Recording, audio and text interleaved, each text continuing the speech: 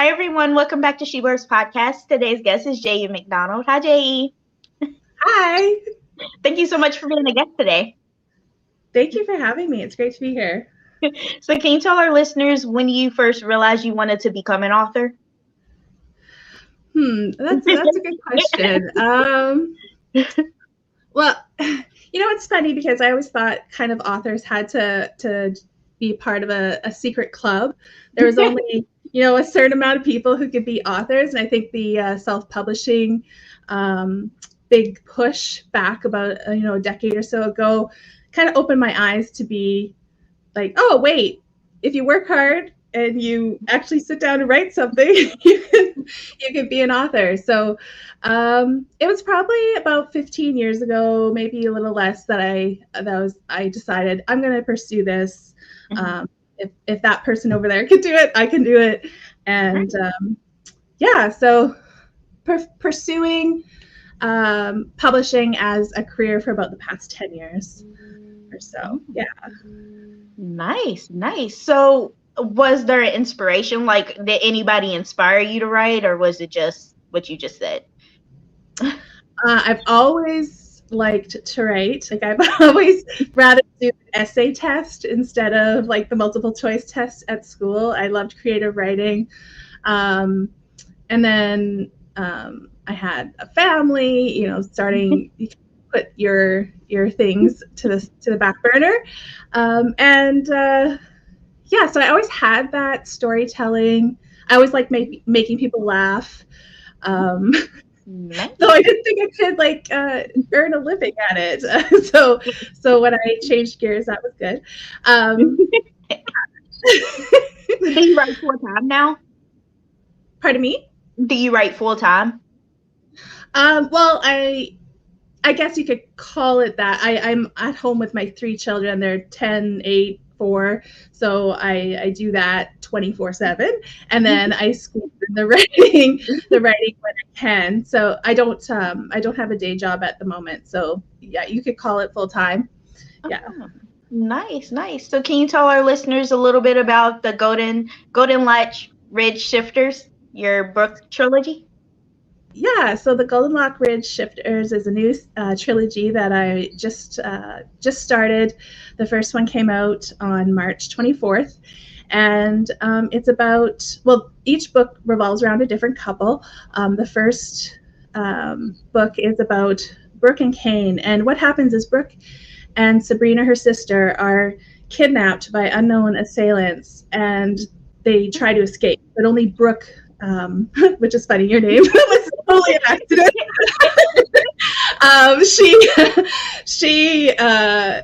She gets pushed out of a plane with a parachute and lands in the Canadian wilderness, and she has to survive. And she finds Kane, who's isolated himself.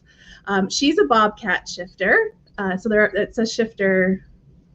An animal shifter series, and he's a grizzly shifter who doesn't shift because when he does, he loses his humanity. The beast takes over, so he's isolated himself to make sure that he's not a danger to anyone. And then she comes and lands on his doorstep, and she's got danger on her heels and bad timing. Like there's no roads. They're in the middle of nowhere. There's only plane access to this cabin, so she's kind of stuck there until another plane can come. And yeah, so there's danger, and there's she goes heat. So there's it's a sexy book. Could I just say that right now? It's uber sexy, and I've had a couple people tell me that their Kindles have melted a little bit. So it is not for the faint of heart. It is me. Ooh, I can't wait to read that one. So can you tell us a little bit about the other 2 books in the series? You don't have to give away, like, I don't want them to know the whole story, but can you give us a glimpse of it? Yeah, for sure. So because the first story is Brooke's story, the second story is Sabrina's story. We don't know what happened to her.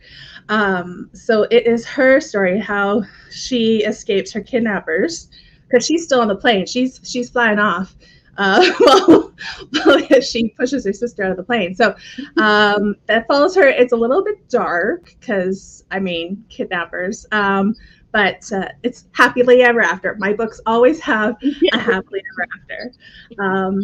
So yeah, I don't want to ruin it too much. But the third book, again, I don't really want to ruin it too much. So there's three friends: Cain, who is in the wilderness, who's isolated himself, and then his two best friends are Walker and Landon, and Walker's in the second book, and Landon, who's a business owner in Vancouver, he's in the third book. And yeah, so it's all three of their stories, and they're all from Golden Lock Ridge, which is where the name came from. Ooh, I can't wait to add that to my series. Ooh, since you said it's like, yeah, I can't wait to read it. So can you tell our listeners a little bit about your other series that you have called the Woodwick Chronicles?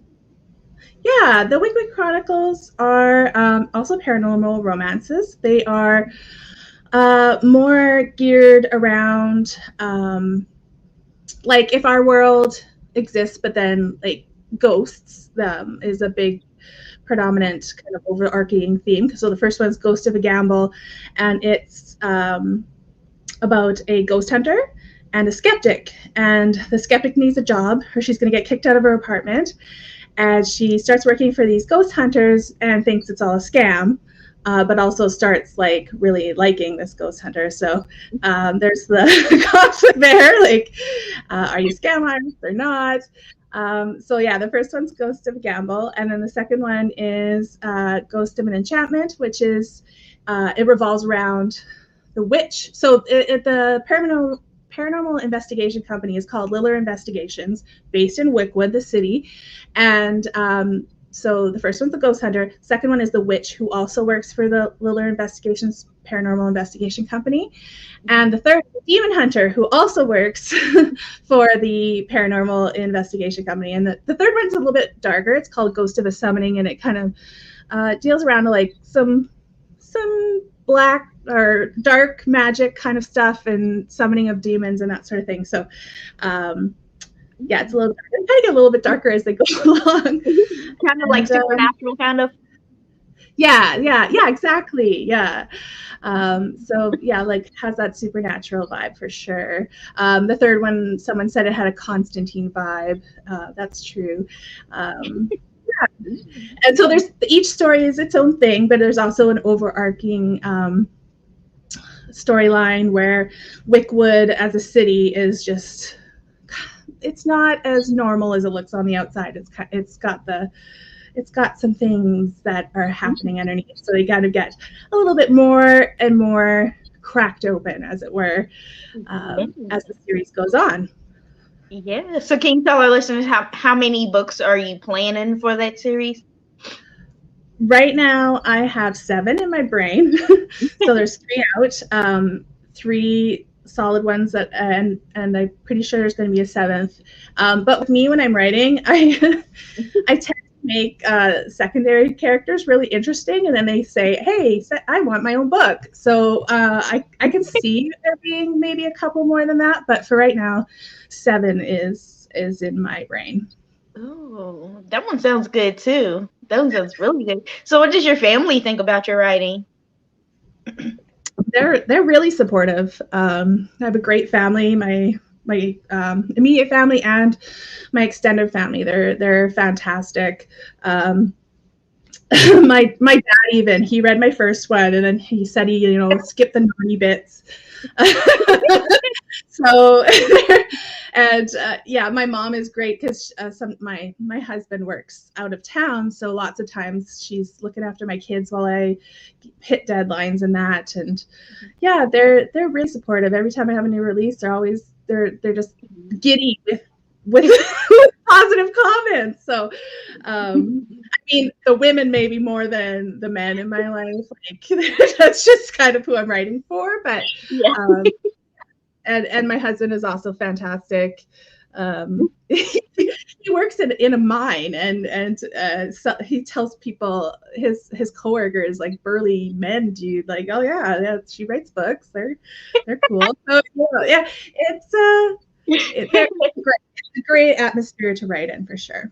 Yeah, that's amazing. So what do you like to do when you're not writing? I love reading, of course. Like I'm a book addict, like any other person who writes. Quilting and Minecraft, and we love going camping. Yeah, I'm a Minecraft person. I know I might be on the upper end of the demographic for that, but I love that. And camping and doing all sorts of things with my kids, and That yeah. sounds nice. So what advice would you give my listeners who want to pursue a writing career such as yourself? Don't quit. That would be the one thing, because if you quit, you're definitely 100% going to fail. Oh, And there's lots of different avenues. Like I know some people think that the traditional publishing is the way to go or the right way to go, but there's also presses, small presses like my own that I'm published with. City Owl Press is great, and Mystic Owl is their imprint, which my Golden Lock Bridge Shifters is published with, and they're fantastic. They're such a great group of people, women, who are very supportive of their authors. And then there's self-publishing. Like not every one direction is the right way to do stuff. So don't get bogged up in that sort of thing. And there's so many avenues and so many ways to be successful. that's true. That's really great advice. I haven't heard that kind of advice before. That's really great advice.